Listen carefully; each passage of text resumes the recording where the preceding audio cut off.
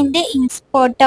Exact അതിന്റെ ലുക്കൊന്നും ആയില്ലെങ്കിലും ഏകദേശം ഞാനൊന്ന് ഒപ്പിച്ചൊക്കെ എടുത്തിട്ടുണ്ട് എന്നാണ് എൻ്റെ ഒരു വിശ്വാസം.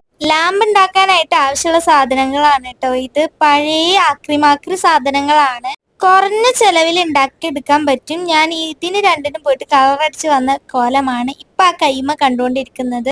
എൻ്റെ അടുത്ത് ഇതുണ്ടാക്കാനായിട്ട് A4 ഷീറ്റ് ഉണ്ടായിരുന്നില്ല. അത് വാങ്ങാൻ കടയിൽ പോയപ്പോൾ കട അടച്ചിട്ടിരിക്കുന്നു. അപ്പോ നോക്കണം എൻ്റെ ഭാഗ്യം എത്രത്തോളം ഉണ്ട് എന്നൊക്കെ. പിന്നെ വേറെ ഒരു വഴി ഇല്ലാത്തതുകൊണ്ട് ഞാൻ എൻ്റെ പഴയ നോട്ട് പുസ്തകത്തിൻ്റെ പേജാണ് എടുത്തിട്ടുള്ളത്. എൻ്റെ അടുത്ത് A4 സൈസിലുള്ള നോട്ട് ഉണ്ടായിരുന്നു. പിന്നെ വീശറിക്ക് മടക്കുന്ന പോലെ അങ്ങോട്ടും ഇങ്ങോട്ടും ആയിട്ട് അപ്പ് ആൻഡ് ഡൗണിൽ മടക്കി കൊടുത്തിട്ടുണ്ട്. പിന്നെ പേജസ് തമ്മിൽ ഒട്ടിച്ചു കൊടുത്തു. ഇതേ രൂപത്തിൽ 7 ഉണ്ടാക്കിയിട്ടാട്ടോ ഞാൻ ഇങ്ങനെ ഒട്ടിച്ചു കൊടുത്തത്. ശരിക്ക് പറഞ്ഞ 7 ഒരു ആവശ്യമില്ല, ആകെ 5 മതി. എല്ലാത്തിനും തമ്മിൽ എന്നിട്ട് ജോയിൻ ചെയ്ത് വെക്കണം. അതും സെലോ ടേപ്പ് പറ്റൂല, ഇങ്ങനത്തെ ഫെവിക്കോളോ അല്ലെങ്കിൽ ഡബിൾ സൈഡ് ടേപ്പോ ഒക്കെ ഓക്കെ ആണ്. പിന്നെ ടേബിളിൽ ഇരിക്കുന്ന ആളെ കണ്ടോ, നമ്മുടെ അംബാനിനെ. കുറച്ച് ദിവസം മുന്നേ വീഡിയോ കിട്ടപ്പോൾ ഞാൻ പറഞ്ഞിട്ടുണ്ടായിരുന്നു പുതിയൊരു അതിഥി വന്നിട്ടുണ്ട്, ഫോട്ടോ ഒക്കെ കാണിച്ചു തന്നു. ആ ആളെ ഇന്ന് കാണാനില്ല കേട്ടോ. അതുകൊണ്ട് രാവിലെയൊക്കെ ഞാൻ നല്ലോണം ഡെസ്പായിരുന്നു.